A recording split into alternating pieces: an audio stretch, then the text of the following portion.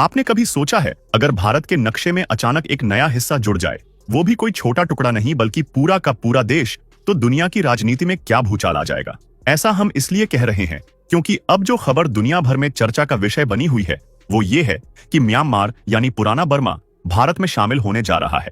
जी हाँ, वही म्यांमार जो कभी अखंड भारत का हिस्सा था, वही म्यांमार जो भारत की संस्कृति, धर्म और व्यापार से गहराई से जुड़ा रहा है और अब सालों बाद इतिहास खुद को दोहराने जा रहा है। ये फैसला सिर्फ दो देशों के बीच का समझौता नहीं बल्कि पूरे एशिया के पावर बैलेंस को बदलने वाला कदम है। लेकिन सबसे बड़ा सवाल यही है कि आखिर म्यांमार को इससे क्या फायदा होगा, भारत को क्या मिलेगा और इस डील से सबसे बड़ा झटका किन देशों को लगेगा। इसे समझने के लिए हमें थोड़ा पीछे लौटना पड़ेगा, उस दौर में जब भारत पर अंग्रेजों का राज्य था। 1937 तक बर्मा भारत का हिस्सा था। उस वक्त अंग्रेजों ने जानबूझकर बर्मा को भारत से अलग कर दिया ताकि भारत की ताकत टूट जाए और एशिया में उनकी पकड़ बनी रहे। यानी म्यांमार का भारत से अलग होना कोई स्वाभाविक मांग नहीं थी बल्कि ब्रिटिश राजनीति का खेल था। लेकिन वक्त के साथ सब कुछ बदल गया। आज म्यांमार खुद राजनीतिक अस्थिरता, सैन्य शासन और आर्थिक गिरावट से जूझ रहा है। वहां के लोग आज भी लोकतंत्र और विकास की तलाश में हैं और इसी तलाश में उन्हें भारत नजर आता है जो उनकी समस्याओं का असली समाधान बन सकता है। भारत के लिए म्यांमार का भारत में शामिल होना सिर्फ एक भौगोलिक विस्तार नहीं बल्कि एक रणनीतिक जीत होगी, क्योंकि म्यांमार की लोकेशन दक्षिण एशिया और दक्षिण पूर्व एशिया को जोड़ने वाली है। अगर म्यांमार भारत का हिस्सा बनता है तो भारत को सीधी पहुंच मिल जाएगी थाईलैंड, लाओस, वियतनाम और मलेशिया जैसे देशों तक। यानी भारत की एक्ट ईस्ट पॉलिसी को जमीन पर उतारने का सबसे बड़ा मौका मिलेगा। इतना ही नहीं, म्यांमार भारत की पूर्वोत्तर सीमाओं के साथ जुड़ा हुआ है और इस क्षेत्र में चीन लगातार अपनी पकड़ मजबूत करने की कोशिश करता रहा है। लेकिन म्यांमार भारत में शामिल होते ही चीन का पूरा खेल उलट जाएगा, क्योंकि तब भारत का प्रभाव बंगाल की खाड़ी से लेकर थाईलैंड की सीमा तक फैल जाएगा और चीन की स्ट्रिंग ऑफ पर्ल्स रणनीति ध्वस्त हो जाएगी। भारत को एक और बड़ा फायदा मिलेगा म्यांमार के नेचुरल रिसोर्सेज से।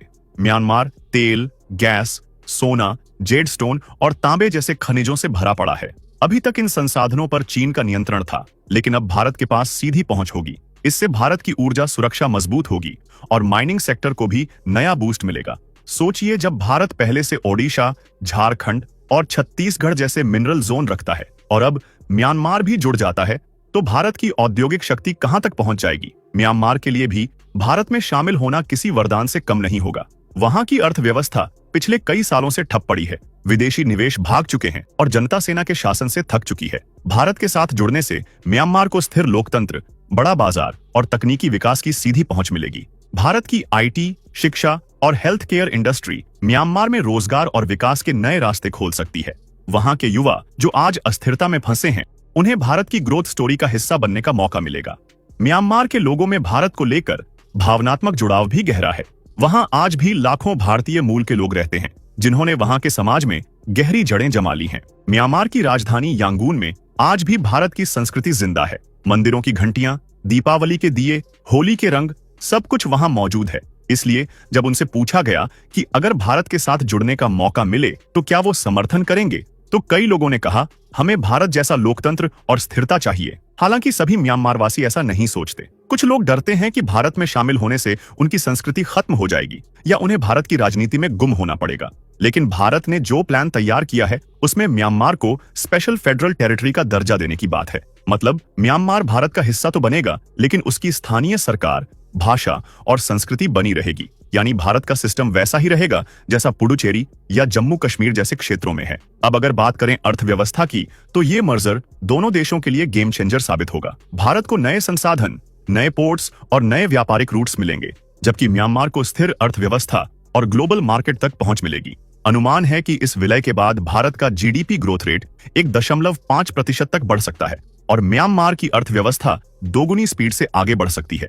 भारत के नॉर्थ ईस्ट राज्यों को भी जबरदस्त फायदा होगा, क्योंकि अब मणिपुर और नागालैंड के जरिए म्यांमार तक जाने वाले रास्ते घरेलू ट्रांजिट रूट बन जाएंगे। इससे व्यापार, पर्यटन और इंफ्रास्ट्रक्चर का पूरा चेहरा बदल जाएगा। लेकिन इस खबर से सबसे ज्यादा बेचैनी चीन में है। चीन ने म्यांमार में अरबों डॉलर निवेश करके वहां बंदरगाह, तेल पाइपलाइन और रेलवे नेटवर्क बनाए थे ताकि भारत को पूर्वोत्तर से घेरा जा सके।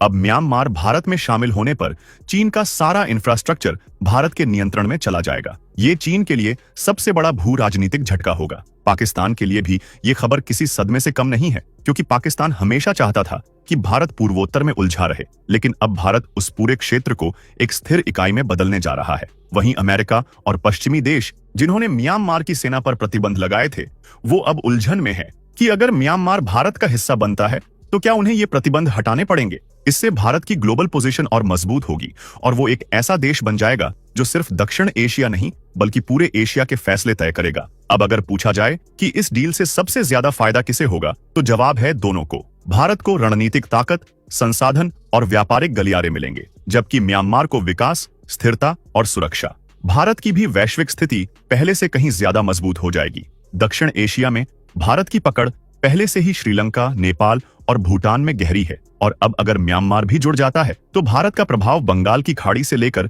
दक्षिण चीन सागर तक फैल जाएगा। यही वजह है कि चीन और पाकिस्तान दोनों अब भारत की बढ़ती ताकत को लेकर चिंतित हैं। भारत अब सिर्फ सीमाओं वाला देश नहीं रहेगा, बल्कि एक कॉन्टिनेंटल पावर बन जाएगा, और ये कदम भारत के इतिहास का सबसे बड़ा पुनर्जागरण साबित हो सकता है। आखिर म्यांमार सिर्फ पड़ोसी देश नहीं बल्कि भारत की सांस्कृतिक जड़ है। बौद्ध धर्म की शिक्षाएं वहीं से फैली और वहां के मंदिरों में आज भी भारत की छाप दिखाई देती है। इस मिलन से न सिर्फ राजनीति बदलेगी बल्कि संस्कृति का एक नया अध्याय शुरू होगा। भारत ने साफ कर दिया है कि म्यांमार को भारत का पूर्ण राज्य नहीं बल्कि स्पेशल टेरिटरी बनाया जाएगा, जहां स्थानीय प्रशासन अपने कानून चला सकेगा, लेकिन सुरक्षा और विदेश नीति भारत के हाथ में होगी। यानी एक ऐसा मॉडल जो दोनों पक्षों के लिए फायदेमंद रहेगा। इस कदम के बाद भारत का दक्षिण पूर्व एशिया के देशों के साथ व्यापार 3 गुना बढ़ने की संभावना है और भारत का ग्लोबल इमेज एक शांतिपूर्ण विस्तार करने वाले देश की तरह उभरेगा। भारत ने कभी किसी देश पर कब्जा नहीं किया, बल्कि हमेशा सहयोग और विकास की पेशकश की है,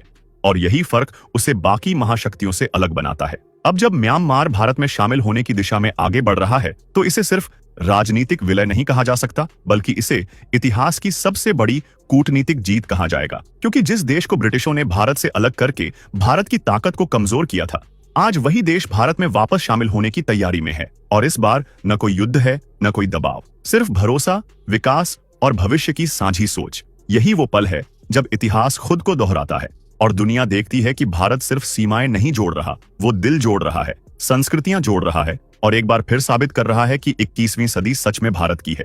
वैसे आपकी इस पर क्या राय है? नीचे कमेंट सेक्शन में जरूर बताएं।